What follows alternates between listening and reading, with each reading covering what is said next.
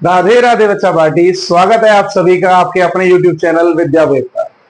तो कैसे हैं आप लोग? आशा करता हूं मस्त होंगे, तंदुरुस्त होंगे एंड जबरदस्त होंगे और भरपूर एनर्जी के साथ आप इस लेक्चर के लिए वेट कर रहे होंगे और उसका भरपूर आनंद ले रहे होंगे।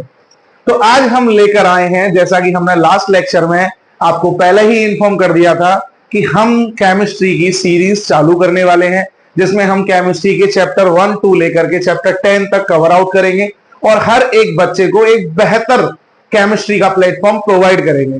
तो उसी की शुरुआत आज पहले दिन से कर रहे हैं।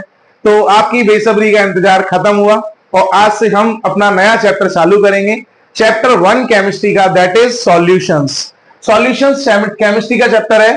तो सबसे पहले बच्चों को यह पता होना चाहिए कि केमिस्ट्री को मैंने कल बताया था, जैसा कि केमिस्ट्री को हमने 3 पार्ट में डिवाइड किया है, physical chemistry, organic chemistry and inorganic chemistry.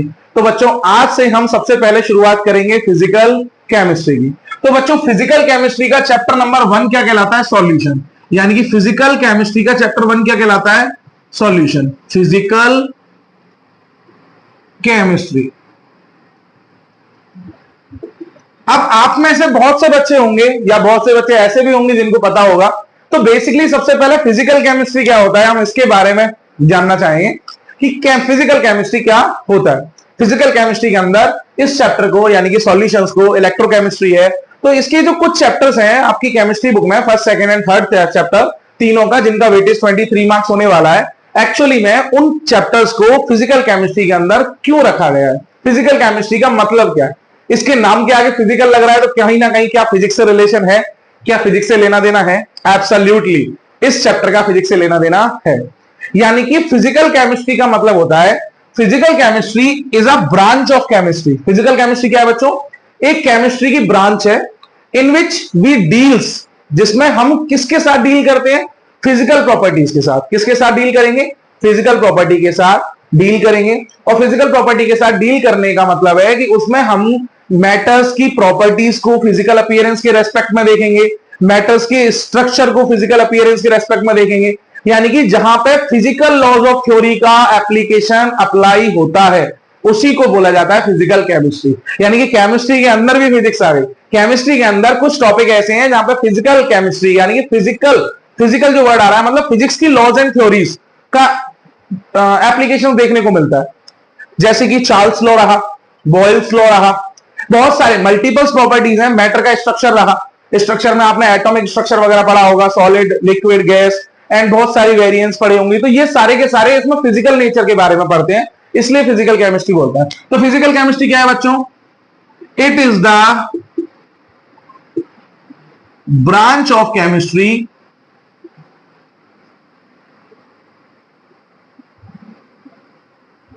that deals with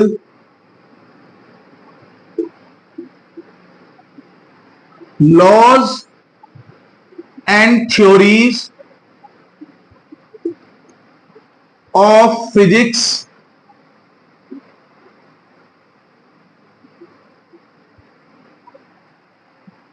on the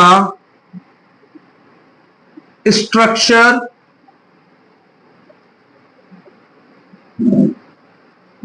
and properties of matter। समझ में आया बच्चों? It is the branch of chemistry. Chemistry की ये वो ब्रांच है जहां पे किसके साथ डील करेंगे हम? वहां पे डील करेंगे हम लॉज एंड थ्योरीज। किसकी? फिजिक्स की। फिजिक्स के लॉज लग जाएंगे यहाँ, फिजिक्स की थ्योरीज लग जाएंगे यहाँ। तो फिजिक्स में जो भी लॉज एंड थ्योरीज दी गई हैं, उनका एप्लीकेशन देखने को मिलता है। किसके बिहाफ पे? ऑन द स्ट्रक्चर, किसी भी एटम का या किसी भी केमिकल बॉन्ड का या कोई भी केमिकल सब्सटेंस है उसका स्ट्रक्चर में, या फिर उसकी प्रॉपर्टीज में, मैटर की प्रॉपर्टीज में देखने को मिलेगा हमें। इसी को बोलते हैं फिजिकल केमिस्ट्री। तो फिजिकल केमिस्ट्री का चैप्टर 1 है और चैप्टर 1 का नाम है बेटा सॉल्यूशंस, जिसका वेटेज मैंने ऑलरेडी कल बता चुका है। तो सॉल्यूशंस की बात करते हैं तो सबसे पहले हमें ये पता होना चाहिए कि सॉल्यूशंस होता क्या है। Solutions, what is solution?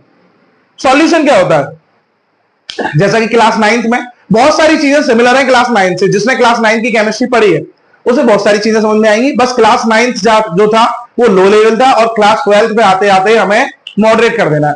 तो फिजिकल केमिस्ट्री हमें क्लियर हो गया होगा। सॉल्यूशंस की बात करते हैं। सॉल्यूशंस क्या होता है बेटा? सॉल्यूशन का मतलब होता है two and more, two and more. यहां पे दो या दो से ज्यादा कंपोनेंट्स का एक मिक्सचर प्रिपेयर किया जाए और वो मिक्सचर सिंगल फेज हो। सिंगल फेज का मतलब होमोजीनियस मिक्सचर हो, जहां पे एक कंपाउंड यानी कि एक सब्सटेंस को दूसरे सब्सटेंस में मिक्स किया जाता है और दोनों एक होमोजीनियस मिक्सचर को परफॉर्म करते हैं, तो उस सॉल्यूशन को क्या बोला जाता है? क्या बोला जाता है उस मिक्सचर को? सॉल्यूशंस। सॉल्यूशंस की बात समझ में आई? यानी कि सॉल्यूशंस क्या है? It is made up of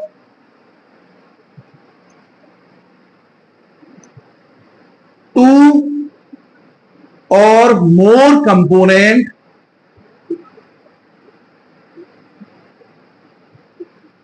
that form a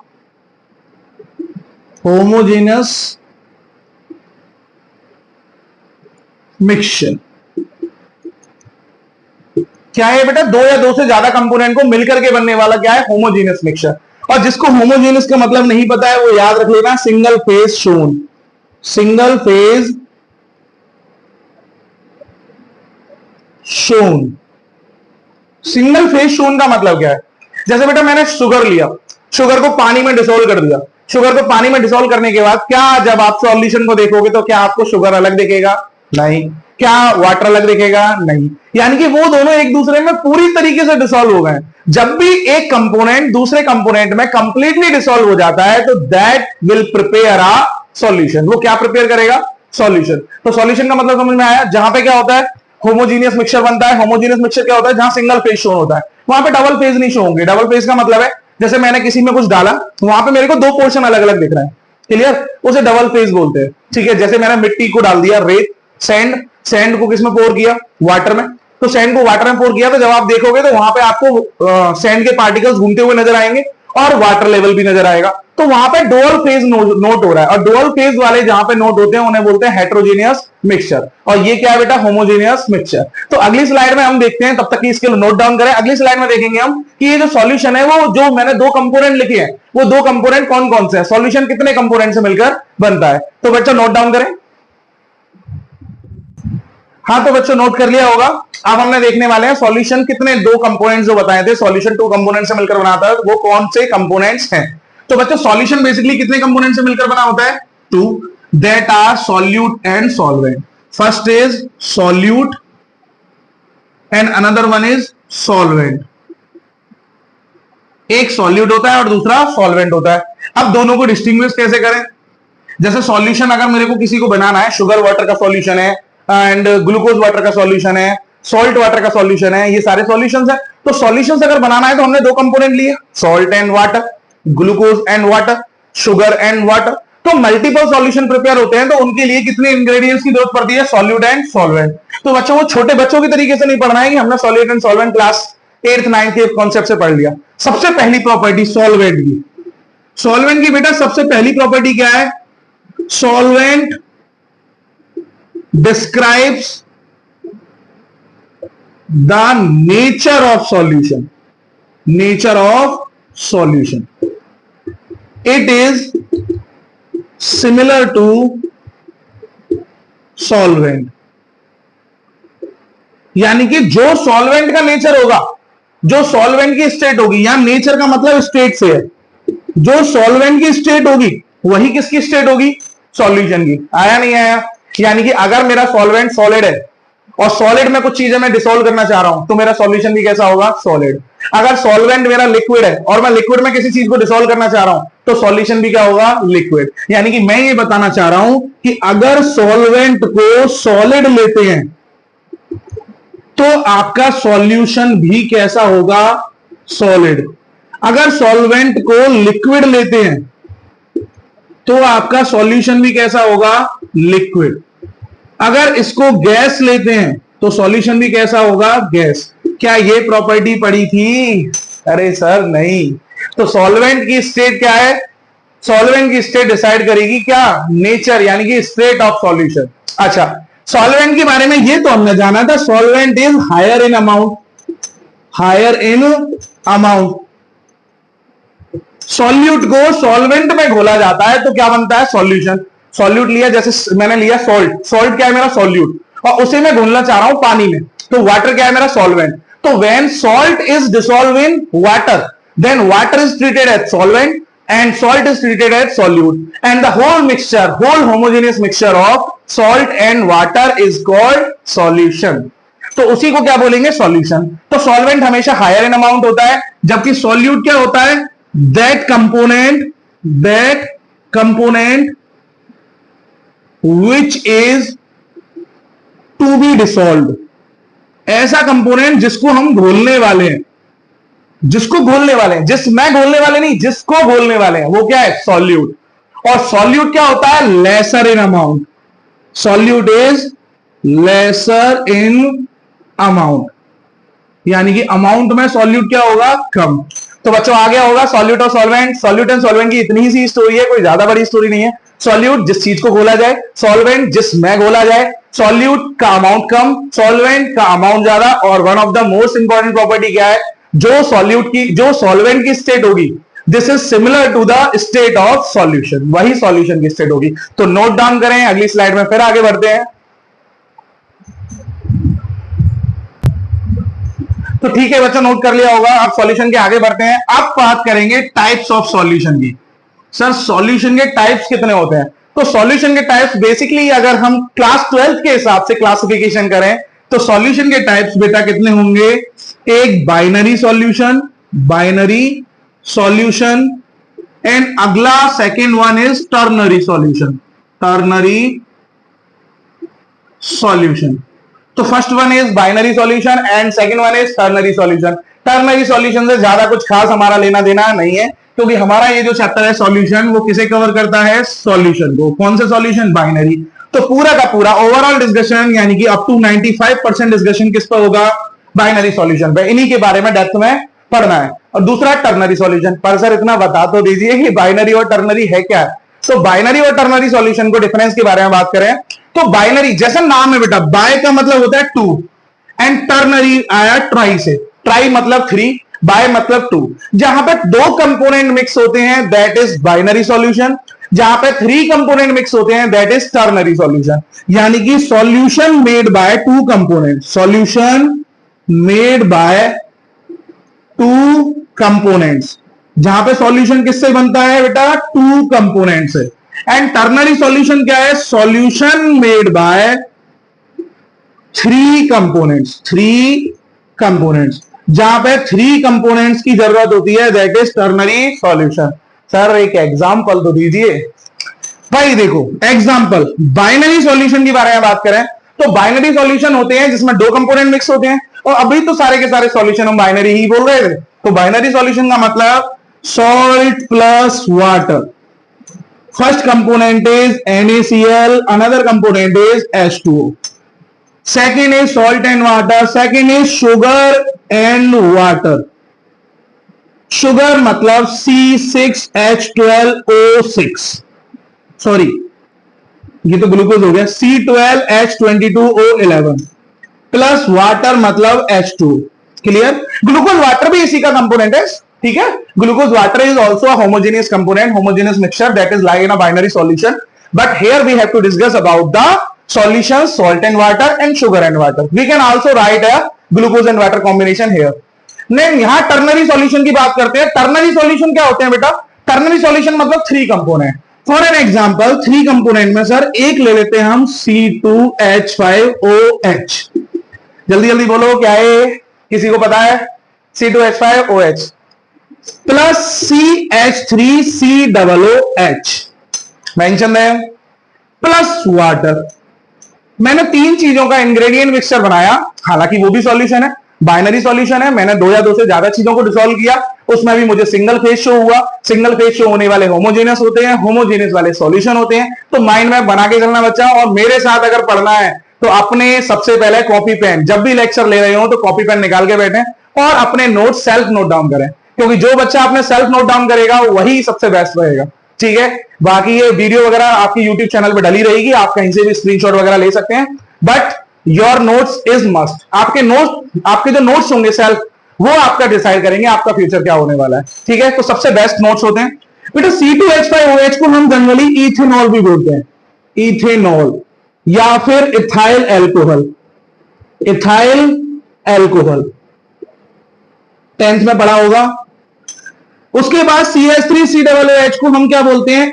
ethanoic acid, ethanoic acid या फिर acetic acid, acetic acid, acetic acid. और H2O तो सारे जानते ही हैं सर, वाटर। तो समझ में आया, हमने सॉल्यूशन को कवर आउट किया। सॉल्यूशन क्या होते हैं, होमोजेनस सॉल्यूशन क्या होते हैं, सॉल्यूशन के कितने टाइप होते हैं, बाइनरी सॉल्यूशन क्या होते हैं, टर्नरी सॉल्यूशन क्या होते हैं। बाइनरी सॉल्यूशन को अच्छे से समझ में आया। अब बाइनरी सॉल्यूशन के डेप्थ में ही जाना है। अगेन नोट डाउन करें, वीडियो पॉज करें एंड आगे बढ़ते हैं। तो बच्चों नोट कर लिया होगा आपने। नेक्स्ट स्लाइड में आपके लिए टेबल बना के लाए हूं, क्योंकि टाइम वेस्ट होगा टेबल बनाने से। ठीक है, टाइप ऑफ बाइनरी सॉल्यूशन अभी हमने डिस्कस किया था। बाइनरी सॉल्यूशन जिसमें to or more component, two components present होते हैं, and ternary components, ternary solution जिसमें टू से ज्यादा यानी कि 3 कंपोनेंट प्रेजेंट होते हैं। अब बाइनरी सॉल्यूशन का टाइप देखना है बाया फ्लो चार्ट। फ्लो चार्ट की मदद से देखेंगे बाइनरी का ग्राफ। और बाइनरी सॉल्यूशन का टाइप देखना है बेटा। बाइनरी सॉल्यूशन मैंने यहां लिए हैं, जो बाइनरी सॉल्यूशंस होंगे वो बाइनरी सॉल्यूशंस जो होंगे वो कितने हो सकते हैं? सर सॉलिड फॉर्म में हो सकते हैं binary solutions, binary solutions liquid form में हो सकते हैं, बाइनरी सॉल्यूशंस गैस फॉर्म में हो सकते हैं। भाई कोई भी सॉल्यूशन है वो सॉलिड भी हो सकता है, लिक्विड भी हो सकता है, गैस भी हो सकता है। अच्छे से देखेंगे binary solution solid, liquid and gas. उसके बाद इसे गैप लो। मैंने क्या बोला था पिछली स्लाइड में, जो सॉल्वेंट की स्टेट होगी वही किसकी स्टेट होगी? सॉल्यूशन की। यानी कि अगर सॉल्यूशन मेरा सॉलिड है तो सॉल्वेंट क्या होगा? सॉलिड। अगर सॉल्यूशन मेरा लिक्विड है तो सॉल्वेंट क्या होगा? लिक्विड। अगर सॉल्यूशन मेरा गैस है तो सॉल्वेंट क्या होगा? गैस। मतलब अगर आप सॉलिड सॉल्यूशन अटेन कर रहे हो, सॉलिड सॉल्यूशन आपको मिल रहा है, तो डेफिनेटली उसमें सॉल्वेंट सॉलिड ही रहा होगा। अगर आपको लिक्विड सॉल्यूशन मिल रहा है तो डेफिनेटली उसमें सॉल्वेंट लिक्विड ही रहा होगा। ऐसी अगर कोई सॉल्यूशन गैसियस फॉर्म में मिल रहा है तो उसका सॉल्वेंट डेफिनेटली क्या है? गैस। ठीक है, तो ये तो सर पता चल गया कि सॉल्वेंट सॉलिड सॉल्यूशन के लिए हमेशा क्या होगा? सॉलिड। पर ये जो सॉलिड है उसमें क्या क्या मिला सकते हैं हम? सॉलिड में हम सॉलिड भी मिला सकते हैं, सॉलिड में हम लिक्विड भी मिला सकते हैं, सॉलिड में हम गैस भी मिला सकते हैं। यानी कि solid plus solid gives solid, liquid plus solid gives solid, and gas plus solid gives solid. ये याद रख लेना, क्योंकि सॉल्वेंट का नेचर आएगा सॉल्यूशन नेचर में। Is that clear? ठीक है, इसका एग्जांपल लिया है मैंने, सॉलिड को सॉलिड में मिलाए। तो सॉलिड को सॉलिड में मिलाए हमने 10th में एक टॉपिक पढ़ा था, अलॉय। कई सारे मेटल्स का जो मिक्सचर होता है उसी को क्या बोलते हैं? अलॉय। मेटल सॉलिड होते हैं। यानी कि यहां पे हमने कॉपर को डिसॉल्व किया, किसमें किया? गोल्ड में, और क्या मिला लिया? अलॉय। कॉपर को गोल्ड में डिसॉल्व करके क्या बन गया? अलॉय। ऐसी ब्रास और जिंक का पढ़ा है, ब्रास को जिंक में डिसॉल्व कर दो, वो भी क्या है? मेटल्स है, यानी कि वो भी क्या बनाएंगे? अलॉय। तो कॉपर से गोल्ड का, ब्रास का, जिंक से, यानी कि ये सब क्या है? अलॉय। उसके बाद लिक्विड का सॉलिड से बात करते हैं, तो लिक्विड एंड सॉलिड की बात करते हैं। तो एक क्लास 10th में ही ये हमने अलॉयज की टाइप में पढ़ा था। क्लास 10th में एक था अमलगम। अमलगम क्या होता था कि मरकरी लो, जो कि लिक्विड स्टेट में होता है, तो मरकरी रूम टेम्परेचर पर लिक्विड स्टेट में होता है, तो मरकरी में किसी भी मेटल को मिला दो, किसी भी मेटल को। एक मेटल फिक्स है मरकरी, उसमें किसी अनदर मेटल को मिलाओ तो हमेशा क्या मिलता है? अमलगम। तो हमने वही लिया है, amalgam solution of mercury with sodium. Sodium को मरकरी में मिला दिया, क्या बना? अमलगम। यहां पे मरकरी क्या है? यहां पे ये जो मरकरी है वो क्या है? लिक्विड। लिक्विड मतलब सॉल्यूट, और सोडियम क्या है? Solid, solvent. यानी कि रिजल्ट क्या मिला? सॉलिड। उसी तरीके से गैस को सॉलिड में डालना है। गैस को सॉलिड का मतलब है हाइड्रोजनेशन ऑफ, ये क्लास 10th का ही था। एल्कीन, एल्कीन और एल्काइन। एल्कीन क्या होता है? सैचुरेशन होता है। एल्कीन जो होते हैं वो सैचुरेटेड कंपाउंड होते हैं, उसमें हाइड्रोजन आप ऐड कर ही नहीं सकते हैं। आपने हाइड्रोजन को ऐड करना है, हाइड्रोजन होती है गैस, और गैस को हम ऐड कर रहे हैं किसमें? हाइड्रोकार्बन्स में, और हाइड्रोकार्बन्स होते हैं बेटा सॉलिड। यानी कि गैस को सॉलिड में ऐड करने का प्रोसेस क्या कहलाता है? आपका हाइड्रोजनेशन ऑफ हाइड्रोकार्बन। एल्कीन और एल्काइंस में अगर आप हाइड्रोजन जोड़ देते हो तो ये कन्वर्ट इनटू एल्केन्स। ये आपने होपफुली पढ़ रखा हो, नहीं पढ़ रखा हो तो आगे चल के बात करेंगे। एल्कीन्स, एल्कीन एंड एल्काइंस में अगर हाइड्रोजन ऐड कर देते हैं तो बन जाता है एल्कीन्स। ये होते हैं अनसैचुरेटेड, अनसैचुरेटेड, और दिस वन इज सैचुरेटेड। आ गया? उसके बाद आता है लिक्विड की बात करते हैं। यानी कि अगर बाइनरी सॉल्यूशन की कैटेगरी लिक्विड है तो सॉल्वेंट हमेशा कैसा रहेगा? लिक्विड। अगर सॉलिड को लिक्विड में मिलाते हैं तो उसका एग्जांपल है ग्लूकोज। वाटर पढ़ा है, ग्लूकोज को वाटर में मिला दो, सॉलिड है ग्लूकोज, और उसे पानी में मिला देंगे, लिक्विड। सॉल्ट को वाटर में मिला दो, ये भी है, एंड शुगर को वाटर में मिला दो, ये भी है। यानी कि यहां आप कोई भी लिख सकते हैं, लिक्विड प्लस लिक्विड। लिक्विड है इथेनॉल, अल्कोहल एंड वाटर। अरे सर अल्कोहल की बात कर दी, अल्कोहल एंड वाटर की बात कर रहे हैं। ठीक है बेटा, अच्छी बातें करनी है, अच्छी बात है, ठीक है। ये केवल हंसी मजाक के लिए है, आपको मोटिवेशन के लिए है बस। अल्कोहल एंड वाटर का मतलब है, आपने जनरली आपके आसपास देखा होगा, बंदे बियर लेते हैं and beer is also alcohol category, और उसमें क्या मिलाते हैं, वाटर, और वाटर मिलाते हैं और भरपूर आनंद के साथ खुश रहते हैं। तो बस वही चीज है अल्कोहल यानी कि ethanol plus water. Gas and liquid, gas और लिक्विड की बात करें तो गैस क्या है बेटा, ऑक्सीजन, जो कि वाटर में प्रेजेंट होती है। ऑक्सीजन को वाटर में मिक्स करते हैं, यानी कि या फिर कार्बन डाइऑक्साइड विद वाटर। ये तो सारा एग्जांपल हमने शुरू से पढ़ा है।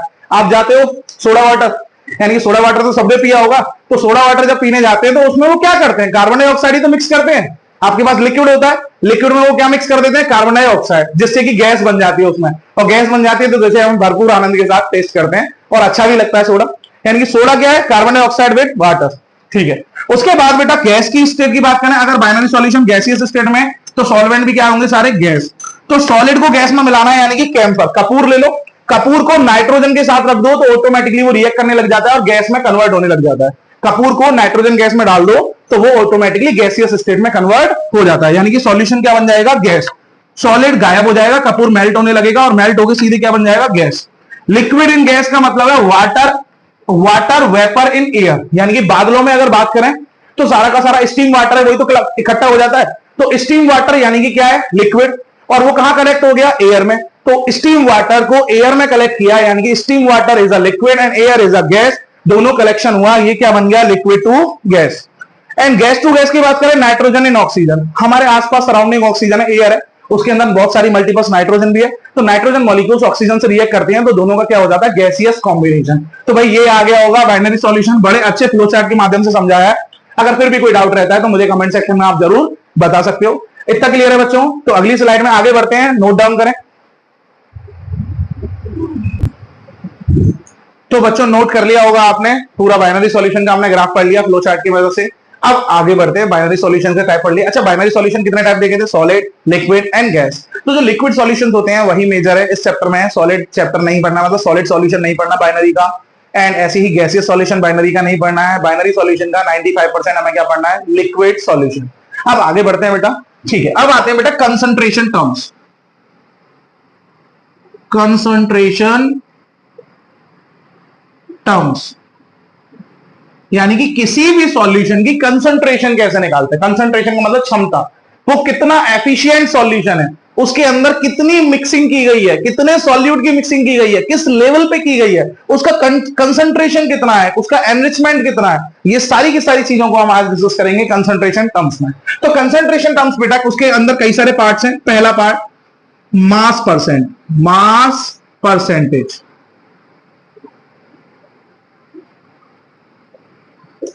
मास परसेंटेज को हम और भी बोल सकते हैं mass by mass concentration, mass by mass concentration, clear, okay. And second one is volume percentage, volume percentage. अच्छा, वॉल्यूम परसेंटेज को बहुत सारी बुक में वॉल्यूमेट्रिक परसेंटेज भी बोला जाता है, वॉल्यूम परसेंटेज और volume by volume, volume by volume concentration, mass by mass concentration, volume by volume concentration.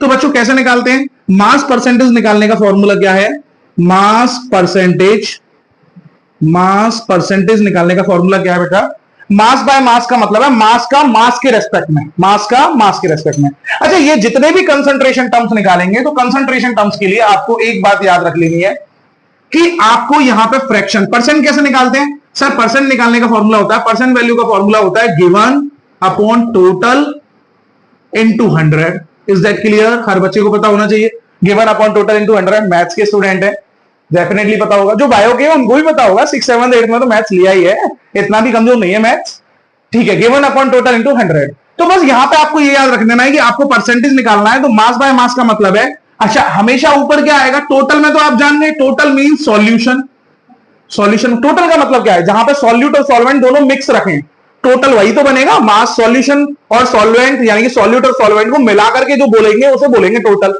और ऊपर क्या आएगा बच्चा, सॉल्यूट, क्या आएगा, सॉल्यूट। यानी कि सॉल्यूट की बात सॉल्यूशन के रेस्पेक्ट में करेंगे। तो मास बाय मास कंसंट्रेशन क्या है? मास बाय मास कंसंट्रेशन क्या है? मास ऑफ वन कंपोनेंट, अब वो सॉल्वेंट भी हो सकता है या फिर सॉल्यूट भी हो सकता है। Mass of one component upon mass of total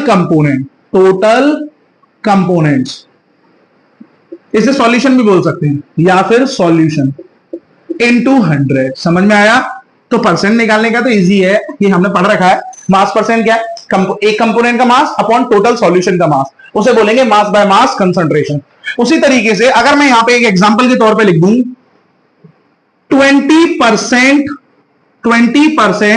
mass by mass solution, mass by mass aqueous solution of glucose का 20% मास बाय मास एक्वस सॉल्यूशन है। इसका मतलब क्या है सर? 20% दे देगा। परसेंट किस में आता है? यानी कि ये मास बाय मास परसेंट है, मतलब ये मास परसेंटेज दे रखा है, मास बाय मास कंसंट्रेशन दे रखा है। और इसको मतलब है, मास बाय मास का मतलब है कि 20, इसका मतलब है इट मींस, जिस बच्चे को डाउट हो वो मुझसे बोले, इट मींस 20 मास बाय मास का मतलब है 20 ग्राम ऑफ ग्लूकोज।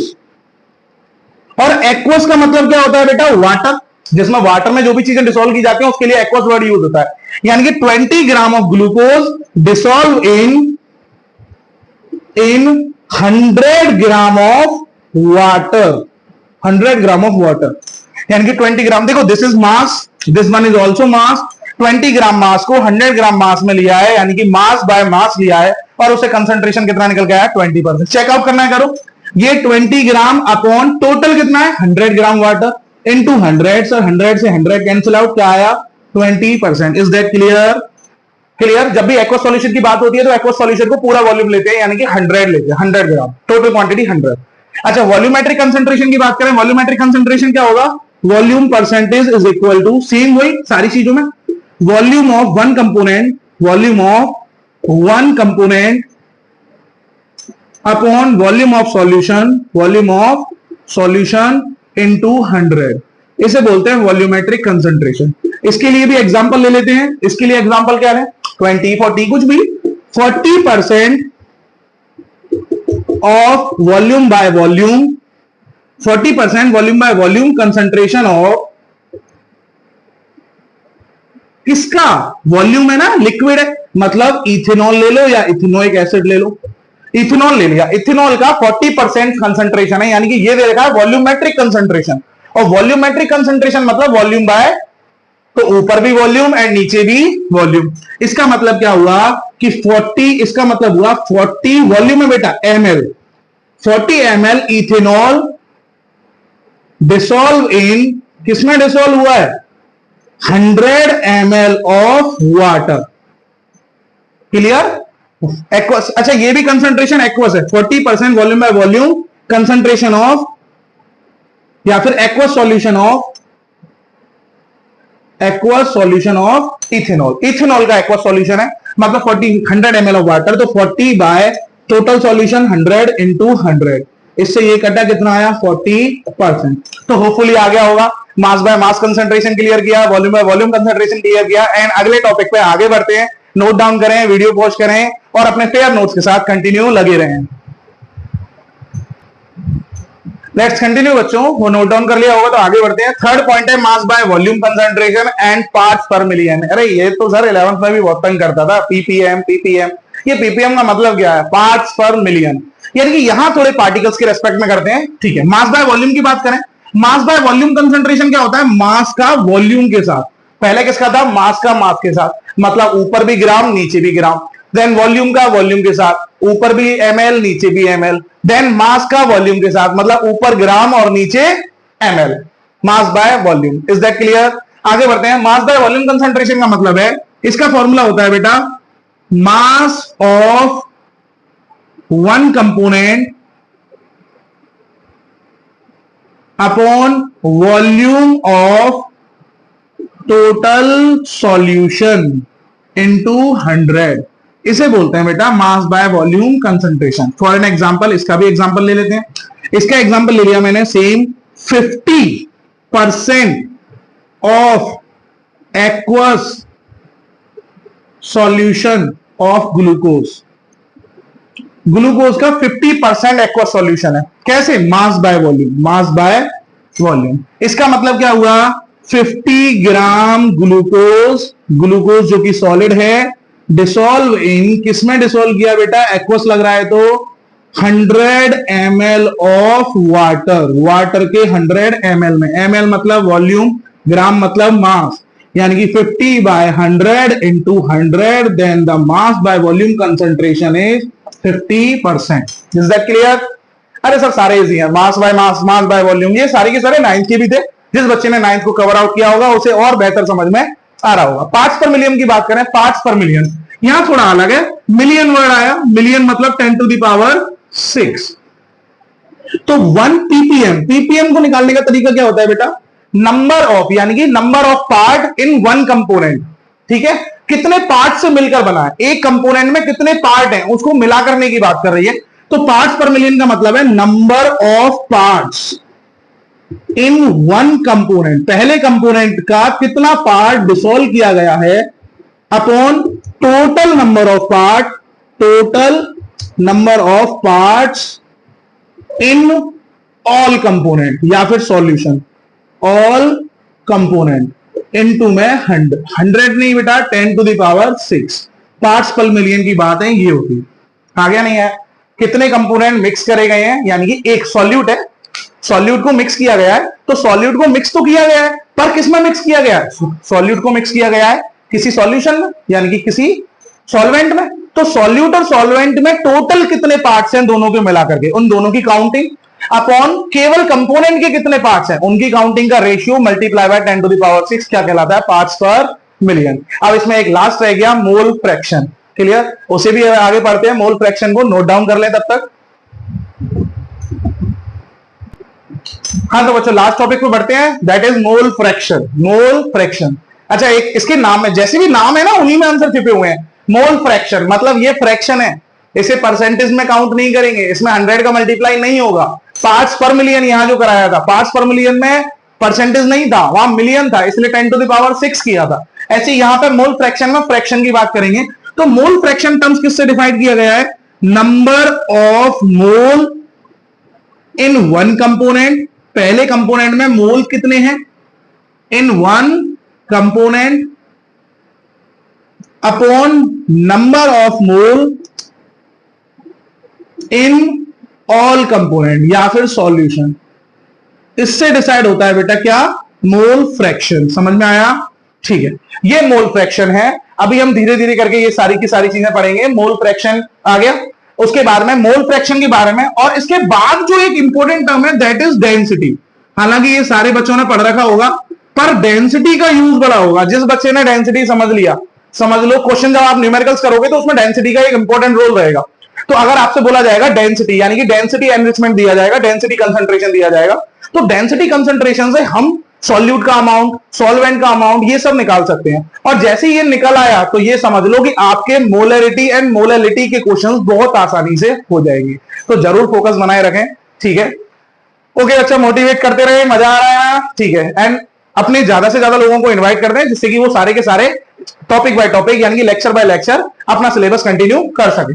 तो बेटा डेंसिटी की बात करें, डेंसिटी की बात करें तो डेंसिटी क्या होता है? डेंसिटी आपको फॉर्मूला पता होगा, density is equal to mass per occupy volume.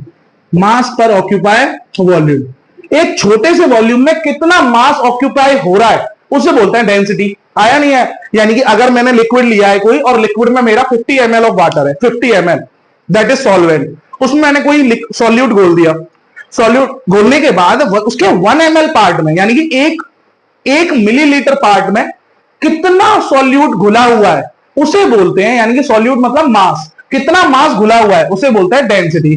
जैसे कि मैंने आपको एग्जांपल में बोल दिया 0.4 ग्राम पर ml, 0.4 ग्राम पर ml, यानी कि मास बाय वॉल्यूम का मतलब है, आपको पता होना चाहिए मास क्या है, ग्राम, वॉल्यूम लीटर भी हो सकता है, ml भी हो सकता है, और मीटर क्यूब या सेंटीमीटर क्यूब भी हो सकता है। इसका मतलब क्या है? 0.4 ग्राम पर ml का मतलब है कि यहां, अच्छा यहां देखो, this is mass and this is volume. तो कोई भी बच्चा ऐसे मास बाय वॉल्यूम कंसंट्रेशन ना समझे। मास बाय वॉल्यूम कंसंट्रेशन में कितने के रेस्पेक्ट में रहता है? 100 ml के, जबकि डेंसिटी में 100 ml के रेस्पेक्ट में नहीं रहता। यही चीज बताना चाह रहा हूं मैं। मास बाय वॉल्यूम कंसंट्रेशन में विद रेस्पेक्ट टू 100 ml, जबकि यहां विद रेस्पेक्ट टू 1 ml। इसका मतलब यह है कि अगर ये सॉल्यूशन है और इस सॉल्यूशन में आपने कितना, ये सॉल्यूशन है, सॉल्यूशन मान लो ये है आपका 40 ml, 40 या फिर 100 ml सॉल्यूशन है। तो 100 ml सॉल्यूशन में आपने सॉल्यूट घोल दिया। ये जो पार्टिकल्स बना रहा हूं मैं, दैट इज सॉल्यूट। ये क्या है? सॉल्यूट, यानी कि दीज आर सॉल्यूट। तो आपको क्या करना है? इसका 1 ml उठाना है। ये मैंने लिक्विड उठाया, दैट इज 1 ml। और इस 1 ml में कितने पार्ट्स प्रेजेंट है? 4। इसे बोलेंगे सॉल्यूट। तो इन्हीं का वेट दे रखा है कितना? 0.4 ग्राम। इसका मतलब 0.4 ग्राम कितने में? इन 1 ml। 1 ml 1 मिलीलीटर में कितने ग्राम बेटा? 0.4 ग्राम। अगर आपसे पूछे 100 मिलीलीटर तो multiply by 100, 0.4 into multiply by 100 gram is equal to 100 ml। 1 millilitre में क्या हो जाएंगे? ये हो जाएंगे बेटा कितने? 40 ग्राम। 40 ग्राम हो जाएंगे 100 ml में। समझ में आया? इस तरीके से निकालते हैं कंसंट्रेशन। यानी कि अगर, अच्छा कब? जब ये होमोजीनियस है। होमोजीनियस का मतलब है कि जितना 1 ml में सॉल्यूट मिल रहा है उतना ही इसके हर ml में सॉल्यूट मिलेगा। होमोजीनियस का मतलब क्या होता है? जिसमें सॉल्यूट इवनली स्प्रेड आउट हो जाता है throughout the whole solution. पूरे सॉल्यूशन में पूरी तरीके से एक समान रूप से बिखरा रहता है। अगर होमोजीनियस है तो ये वाली कंडीशन लग जाती है, अदरवाइज हेटेरोजीनियस में नहीं लगती है। ठीक है बच्चों, आगे बढ़ते हैं। अच्छा, मोल फ्रैक्शन को याद रख लेना। मोल फ्रैक्शन को जनरली हम एक्स भी बोलते हैं। ठीक है, अभी आगे बात करेंगे। ठीक है, ओके। तो जब तक नोट डाउन करें और अगली स्लाइड में आगे फिर बढ़ते हैं। बच्चों नोट कर लिया होगा, एंड कंसंट्रेशन टर्म्स हमने खत्म कर लिया। कंसंट्रेशन टर्म्स के अभी क्लास में याद कर लें सारे के सारे। कंसंट्रेशन टर्म्स के हमने कितने पार्ट्स पढ़े? 5। पहला मास परसेंटेज, मास बाय मास। दूसरा वॉल्यूम बाय वॉल्यूम, यानी कि वॉल्यूम परसेंटेज। तीसरा मास बाय वॉल्यूम, यानी कि मास by volume percentage. And fourth आपका क्या आया था? पार्ट्स पर million, ppm. And the fifth one is mole fraction. उसका रिप्रेजेंटिंग सिंबल क्या था? रिप्रेजेंटिंग सिंबल इज एक्स, अभी लिखा था। ठीक है, अब बात करते हैं। अच्छा सर, ये मोल आ गया, ये मोल, व्हाट इज मोल? इसका मतलब मोल है क्या है? मोल कैसे निकालते हैं बेटा? क्लास 9 का ही टॉपिक है मोल। अच्छा, नंबर ऑफ मोल्स कभी भी निकालते हैं तो कैसे निकालते हैं? Number of mole, number of mole निकालते हैं, यानी कि गिवन मोलर, हाँ, given mass upon molar mass. Molar mass आया नहीं आया? ऐसे निकालते हैं, given mass upon molar mass. ठीक है, नंबर ऑफ मोल को बोलते हैं एन, और गिवन मास यानी कि कंपोनेंट, और ये क्या है? सॉल्यूशन। ये कंपोनेंट का और ये सॉल्यूशन का। तो अभी फिलहाल हम एक चीज समझते हैं और एक रिलेशन ड्राइव करेंगे। अगर कोई सॉल्यूशन है, लेट सॉल्यूशन है कोई भी, और वो सॉल्यूशन दो कंपोनेंट से मिलकर बनना है, कंपोनेंट ए और कंपोनेंट बी। यानी कि ये एक मिक्सचर है, यहां से सर ए डाला, यहां से बी डाला, और दोनों का सॉल्यूशन बना ए प्लस बी। क्लियर? तो इस ए का कंपोनेंट, यानी कि इस ए का कुछ मोल होगा। ठीक है, तो नंबर ऑफ मोल, यानी कि इसके मोल्स मैंने मान लिए, मोल्स इन ए हो गया एन ए, और मोल इन कंपोनेंट बी हो गया एन बी। ठीक है, और मोल इन टोटल हो गया एन टी, और यहां पे एन टी बराबर हो जाएगा N A plus N B. एक फॉर्मूला ड्राइव करने वाला है बच्चों, ये समझ में आया? कोई सॉल्यूशन है जिसमें मैंने सॉल्ट डाला है, वाटर डाला है। सॉल्ट के अंदर कितने मोल हैं? N A. व्हाट सॉल्वेंट, यानी कि वाटर के अंदर कितने मोल हैं? N B. और सॉल्यूशन के अंदर कितने मोल हो गए? N A plus N B. आ गया? इसी से रिलेशन डिस्क्राइब करेंगे। अच्छा, ये तो रहा किसके लिए? मास के लिए। अच्छा, मोल निकालने का एक और फॉर्मूला है, मोल निकालने का एक और फॉर्मूला याद रखें, वॉल्यूम, वॉल्यूम किसका? At STP, at STP. STP मतलब standard temperature pressure upon 22.4 litre. Only applicable for gas, only for gas. ये याद रख लेना, ये गैस के लिए यूज होता है। ठीक है, पूछ ले तो कोई दिक्कत नहीं है, नहीं पूछे तो न्यूमेरिकल्स में जरूरत पड़ेगी इसकी, इसलिए लिखा दिया। आगे ओनली फॉर गैस लिए। अब इसके लिए रिलेशनशिप ड्राइव करते हैं। रिलेशनशिप यानी कि हमें क्या ड्राइव करना है? रिलेशनशिप बिटवीन, किस किस के रिलेशनशिप निकालना है? Relationship between mole of components, mole of each components of the solution, solution के हर एक कंपोनेंट के मोल, मोल फ्रैक्शन, मोल फ्रैक्शन के बीच में रिलेशन निकालना है। समझ में आया बच्चा? मोल फ्रैक्शन क्या था? एक्स, ठीक है। तो इसी के बीच में रिलेशन निकालना है। तो अभी अगर मैंने कितने सॉल्यूशन लिए हैं? 2। तो सर एक्स ए, मोल फ्रैक्शन क्या बताया था? Number of mole, number of mole in component 1 upon number of mole in total component, यानी कि ये हो जाएगा नंबर ऑफ मोल इन पहले कंपोनेंट में, एक्स ए का निकालना है ना, यानी कि मोल फ्रैक्शन किसका निकालना है? ए का। तो ए कंपोनेंट के मोल अपॉन टोटल, और ये हो जाएगा N A upon N total क्या है? N A plus N B. आया बच्चों? Similarly mole fraction of B मतलब बी कंपोनेंट के mole upon total N A plus N B, equation 2 और equation 1 on adding, on adding मुझे दोनों में रिलेशन निकालना है। ऐड किया X A plus X B, X A plus X B is equal to RHS, RHS में add कर दिया N A upon N A plus N B plus N B upon N A plus N B.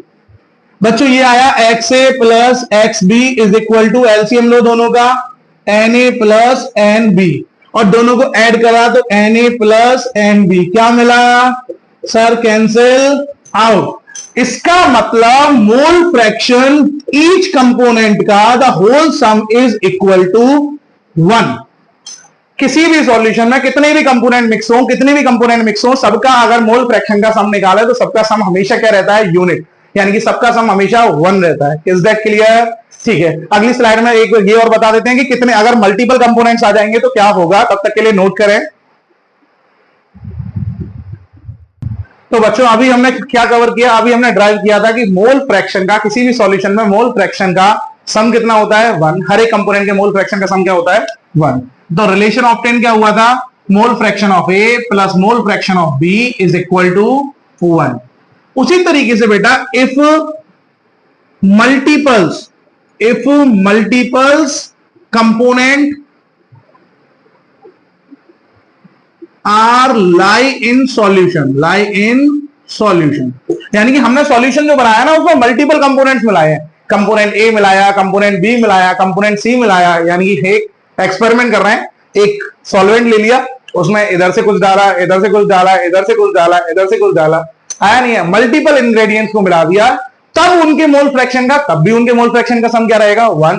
तो जो finally relation obtain हुआ that is mole fraction of A, mole fraction of B, mole fraction of C, mole fraction of D and so on, mole fraction of N, कितने भी हो सकते हैं। इन सबका सम कितना आया? 1। तो फाइनली बेटा ये सब आ गया। तो कैसा लगा आज का लेक्चर? तो आज के लेक्चर में इतना ही। उसके बाद हम अगली वीडियो में लेके आएंगे, और हमको जरूर बताएं कमेंट सेक्शन में कि वीडियो कैसा लगा, जिससे कि हमें भी मोटिवेशन मिले और आपकी कंटिन्यूअस क्लास इसी तरीके से आती रहे। अच्छा, एक काम करना ना भूलें, अपने ज्यादा से ज्यादा दोस्तों को शेयर करें, चैनल को सब्सक्राइब करें एंड बेल आइकन को जरूर, नोटिफिकेशन आइकन को प्रेस करें, जिससे कि नोटिफिकेशन आपको आते रहे। बेल आइकन को जरूर ऑन करें, ठीक है। तो बच्चों फिर मिलेंगे, जल्द मिलेंगे अपने नए लेक्चर के साथ। ज्यादा से ज्यादा दोस्तों को शेयर करें और भरपूर एनर्जी के साथ अपने नोट्सों को वेल मेंटेन करते हुए हमसे यानी कि विद्या वेब प्लेटफॉर्म से जुड़े रहें। धन्यवाद।